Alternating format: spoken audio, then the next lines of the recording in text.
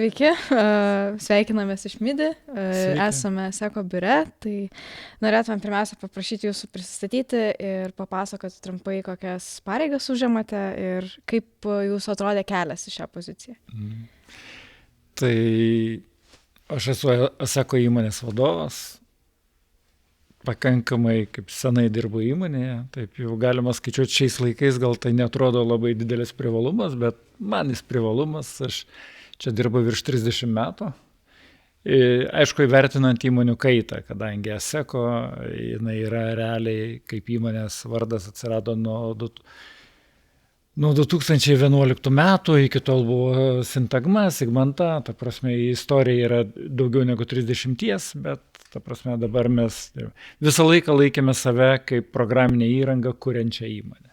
Be abejo, laikas darė savo įtaką, keitėmės, ta prasme, ir, taip sakant, tos programinės įrangos kūrimo kontekstas arba jisai stiprėdavo, arba kažkiek silpnėdavo, bet iš esmės mes vis tiek ir šiuo metu laikome save kaip programinės įrangos kūrėjai, kurie kuria arba individualius sprendimus atskiriam klientam, arba produktus.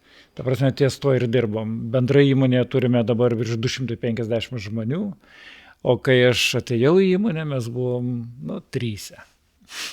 Tai va, tai iš esmės visame tame kūrimo procese teko dalyvauti, iš tikrųjų prisidėti, kaip čia daugelį žmonių čia prikalbinti ir privilioti, tai yra, taip sakant, per tą visą laiką buvo visko, bet jeigu mes sugebėjome užaugti iki tokio dydžio ir, sakykime, darome apie 20 milijonų eurų apyvartą, tai reiškia, kažką nuveikėm. Tai žinoma. O gal turite kažkokią įmonės šūkę ar moto, kažkas, kas taip vienu sakiniu apibūdintų įmonę?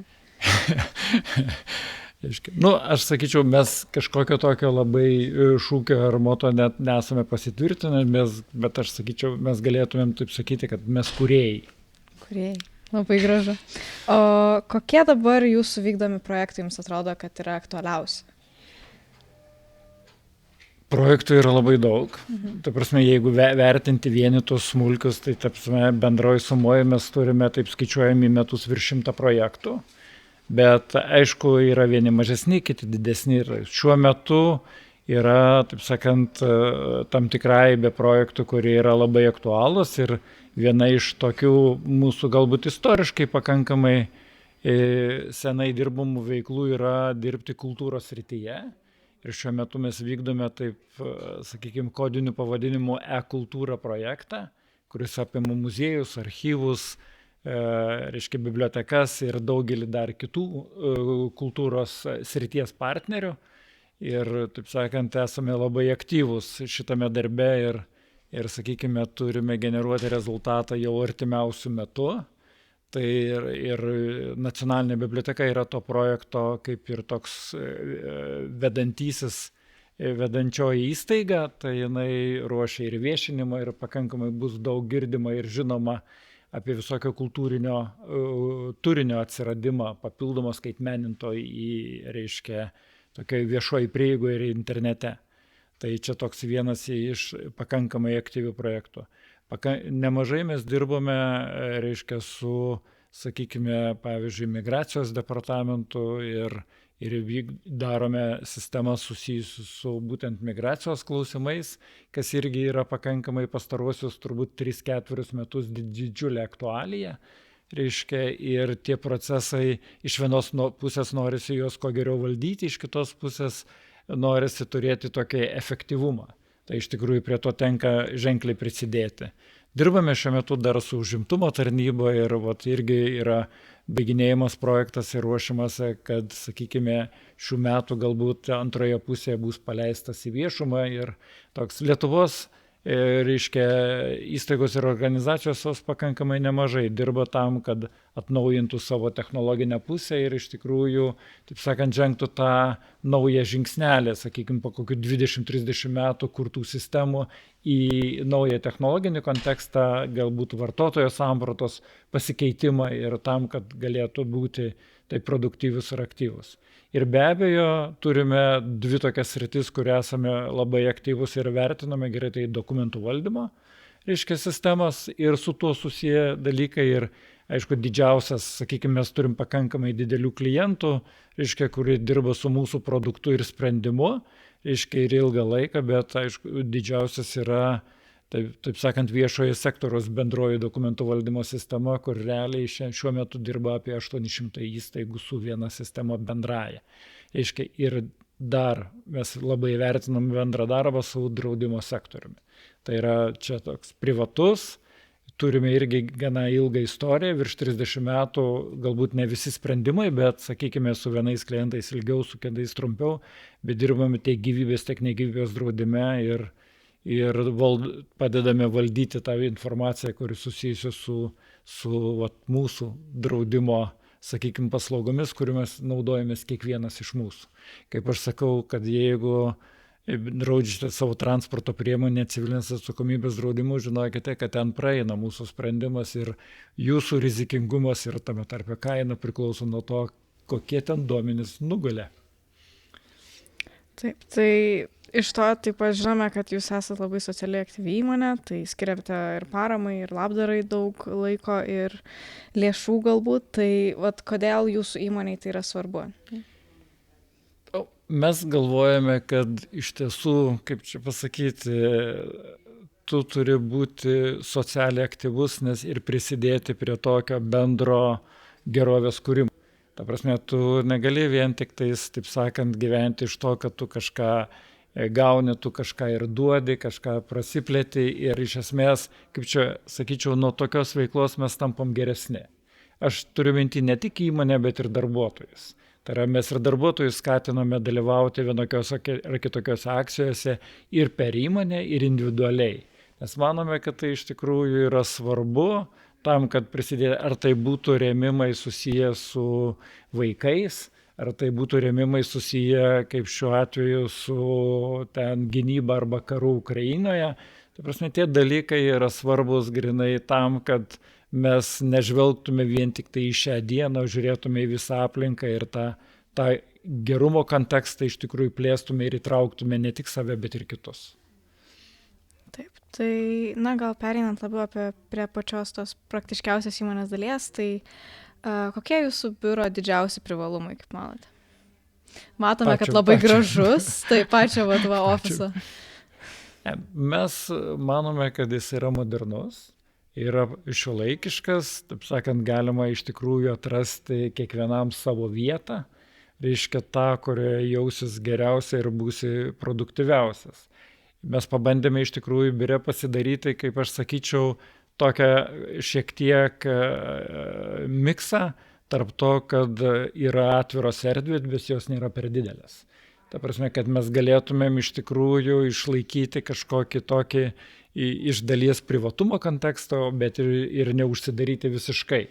Tai aš manau, kad tai yra ir šiuo metu mes biure esame tokia, turim, sakykime, pakankamai laisvo ir tolerantiško, reiškia, jo naudojimo praktiką.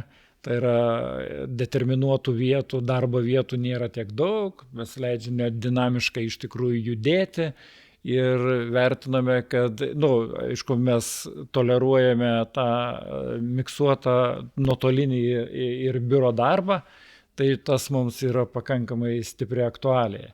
Nes šiandien dienai, jeigu mes taip žiūrėti pagal savo praktiką, mes biure turime maždaug pusę darbo vietų nuo to, kiek yra žmonių.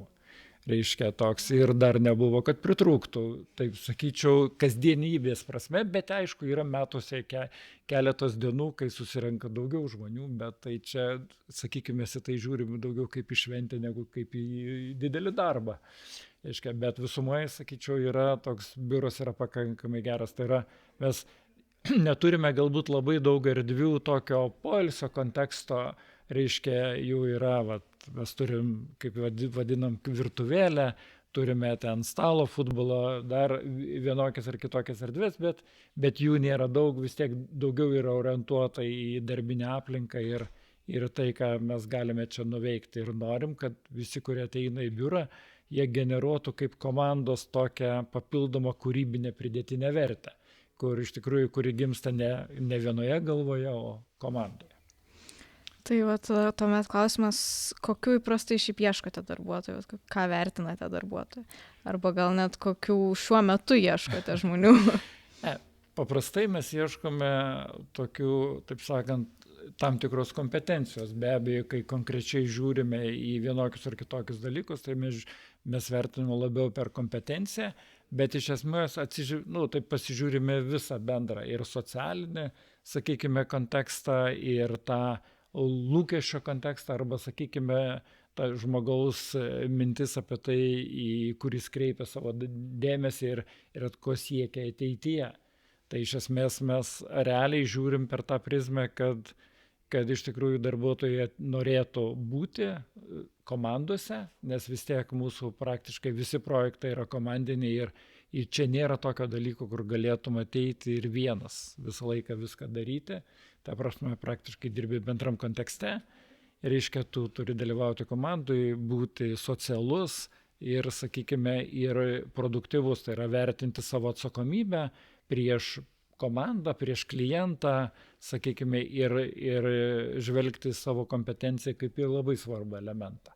Ta prasme, kuris iš tikrųjų padeda augti. Mano vertinimas yra toks, kad bet kuris žmogus, kuris ateina į įmonę, turi turėti tokią bazinę mintį, kuri vadinasi, aš ateinu su mintimi, kad mano vertė augs ir aš auginsiu įmonės vertę. Ir čia tiesiog yra privalu, nes jeigu kažkuris iš tų dalykų nederės, tai tik laiko klausimas, kada bendradarbiavimas iš tikrųjų nebesitęs, nes kažkam atrodys, kad yra, kaip sakant, nemotyvuoja arba nepakankamai yra gero rezultato. Tai o kas jūsų manimų labiausiai motyvuoja darbuotojus dirbti? Be ofiso. Pakankamai stipriai motyvuoja, sakykime, tai, kaip jie gali, sakykime, priklausomai nuo žmogaus, ką jisai nori, sakykime, į kur akcentą deda, bet vis tiek bendru atveju mes esame įmonė, kuri dirba, mūsų pagrindinė vertybė yra žinios.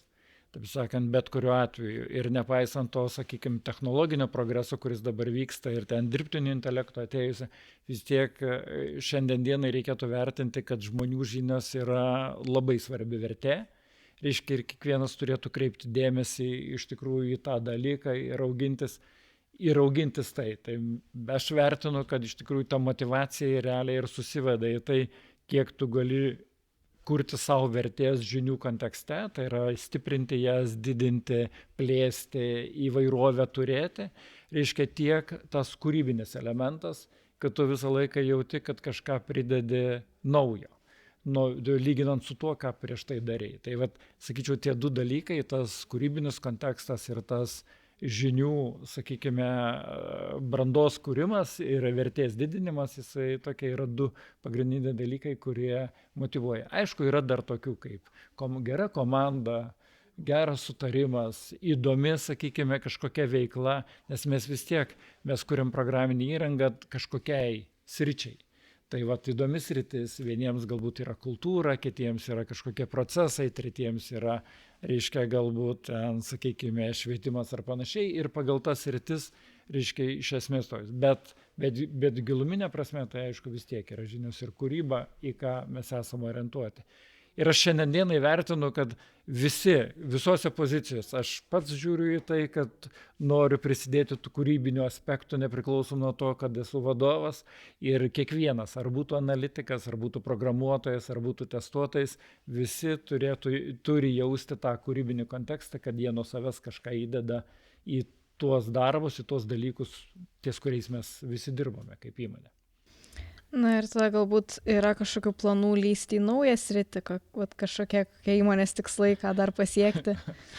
Tai šiandien dienai, jeigu žiūrėti vis tiek srities prasme, tai toks, jeigu iš šios dienos konteksto žiūrėti, tai aišku, mes norime labiausiai, kaip čia pasakyti, įdarbinti dirbtinį intelektą savo visoje veikloje. Ta prasme, mes norime šalia to, kad tu turi savo intelektą, tu pajungi dar ir dirbti net virkščiai. Ne jis pajungia tave, o tu pajungi jį į visą savo veiklą ir tampa jisai svarbia dalimi, kuris padeda būti efektyviu ir produktyviu.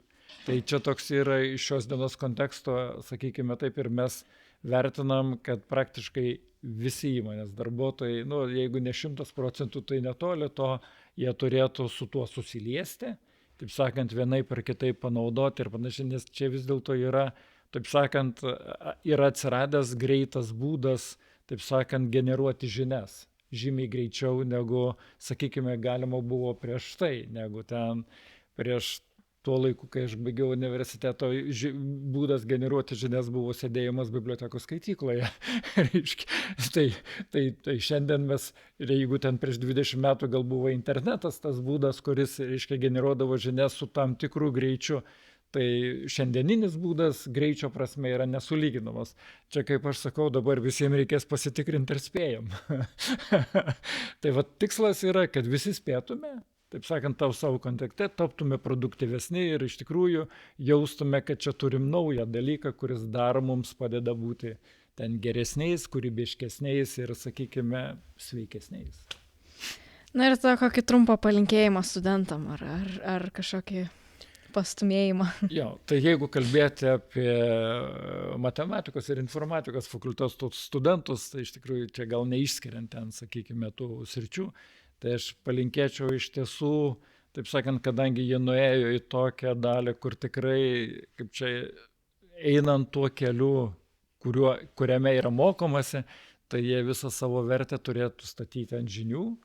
Ir aš manau, kad čia yra labai svarbu. Tai aš visiems studentam palinkėčiau iš tikrųjų, taip sakant, tas žinias iš tikrųjų savyje turėti ir jas taip judinti, kad jos nesustotų.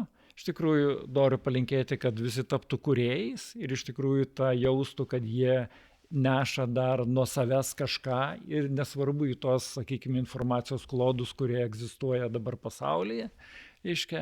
Ir noriu palinkėti, kad kiekvienas iš jų atrastų savo įdomią ir mielą veiklą. Aš esu šalininkas to, kad, sakykime, nepaisant, kad yra ne vienareikšmiška nuomonė, bet kad tarp hobio ir darbo skirtumas būtų labai nedidelis. Tai jeigu taip atrasti, tai turbūt, taip sakant, bus mieliau gyventi. Žinoma.